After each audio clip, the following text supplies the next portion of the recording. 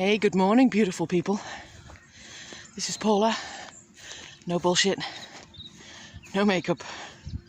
Let's just talk about grief and death. So today I want to talk about anticipation, anticipatory. You know that very word, anticipation, it conjures up this whole array of looking forward to something. You know, I'm anticipating a day out. You're looking forward. I'm anticipating meeting a friend for coffee. You're looking forward. But when it comes to anticipatory grief, you can't look forward because you have no time concept. You don't know the exact moment is going to happen. You know, when you're looking forward to something, you've more or less made a time, a date, travel plans, you know, you've made plans. When you're anticipating grief, you can't do that. You can do so much, but you don't know the time, you don't know the day, you don't know the moment. It could happen at any moment, you know. So everyone walks on eggshells. Everyone tries not to wait, but they are waiting. They're all waiting for that call, for that moment when they can release it, when they can let go, when they can say, right, she or he's gone. We can now grieve. We can now begin that process of healing. We're in the middle. That's my talk. Happy as Larry. I wonder who Larry was. Anyway, that's where we are at the moment. Our family are in anticipatory grief. For my mother-in-law, my husband's mum, we were told last week that there's nothing else they can do except keep her comfortable. And we saw her and she's comfortable. She's lucid, she's talking. She's having drinks, but she doesn't want food anymore. She's not on any meds or anything now. It's just a case of waiting, anticipating. And that's the horrible thing, isn't it? You know, we're not really sleeping, we're half sleeping, listening for the phone call.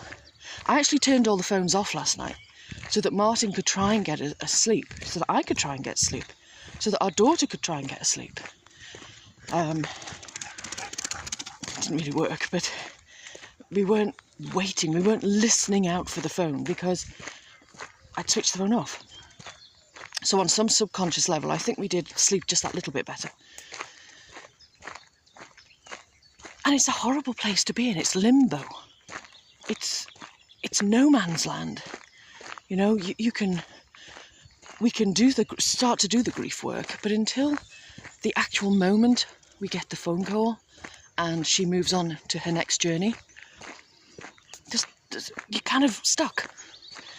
You know, so people who are dealing with Alzheimer's and where in the case of my mum, it was the same. It was Huntington's disease. We were waiting. We were anticipatory grief. We were waiting for that moment, for that phone call. You know, people who have long-term illnesses, people who have been injured, and you're told that, well, they are life-threatening. It could be anything. Where they don't, you're sort of half expecting them to move on their next journey, but you're not sure when it'll be. And I suppose having this conversation with someone the other week about, that's for everybody. Nobody knows when they're actually going to die. Not one single person, unless they actually make that decision to say, I'm dying now. I'm going to die right now. I've decided to make that choice. You don't know. So, which, I do know something about. So everybody, in a strange way, is in anticipatory grief. You're all knowing that you're going to die at some point. So, you have choices. You can either waste your life, just go through the motions, like, sadly, I notice a lot of people do. They get up, go to work, have a family, do all the usual stuff they feel that they should be doing, and then die. And I ask them, was that good for you? No. I have so many regrets. I didn't do anything in life. I didn't really live. I didn't truly live. If you could do it again, would you? Yes. So that's the other choice, isn't it? You could say, okay, at some point, I'm going to die. How am I going to use this time before I do? Am I going to sit here and do fuck all? And just go through the motions? Or am I actually going to live? Be a yes person. Say yes to everything. Go and experience something. If you don't like it, you've experienced it. Doesn't matter. Go and experience things. You know, if something comes up and you think, quite fancy that, then go and do it. What's stopping you? If it's money, if it's financial, ask the universe. Say, look, I really want to do this. Is there any way you can help me find the money to do this? You know? It'll either work out or it won't. But until... I'm swapping hands because my hands are freezing. You know? Until you say yes to life, you won't know what life is.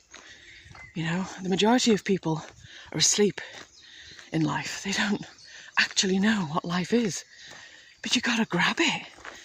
You know? If nothing else, death shows us that life is absolutely important. You're not here to just get up, go to work, 9 to 5, be bored. You're here to embrace it. Own it. Morning. Hello. Lovely day, isn't it? It really is. Sydney. You know, you're here to embrace it, own it, enjoy it, love it. Because if you're not loving it, you're doing something wrong. You know, you want to be lying in your bed when you're 103, whatever, saying, wow, I did that. I lived. I enjoyed that. That was a great ride. I'm going to come back and do it again. You know, instead of, oh, fuck, I didn't do anything. I had a couple of kids. I went to work, earned some money. Oh, great. I know which one I'm going to do. You know, embrace every moment. I'm a yes person. I'm a yes woman, I should say. I say yes to things.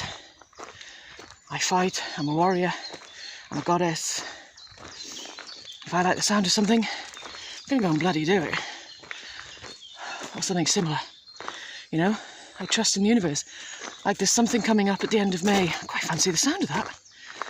But because we're in this anticipatory thing, I'm sort of saying to the universe, okay, if she dies before the end of May and it works out, I'll go to this, you know, these things. If it doesn't, I trust you'll bring it round again. And the universe says, yeah, okay. Trust your instincts. Go with it. Flow with it. Live. Because once you're dead, don't be one of those spirits who I talk to and they go, well, I wish I'd done that. I wish I'd had more sex. I wish I'd done this. I wish I'd gone exploring more. I wish I'd seen more of the world. I wish I'd spoken to more people. I wish I got to know more stuff. One of the biggest thing I come across in spirit is regret.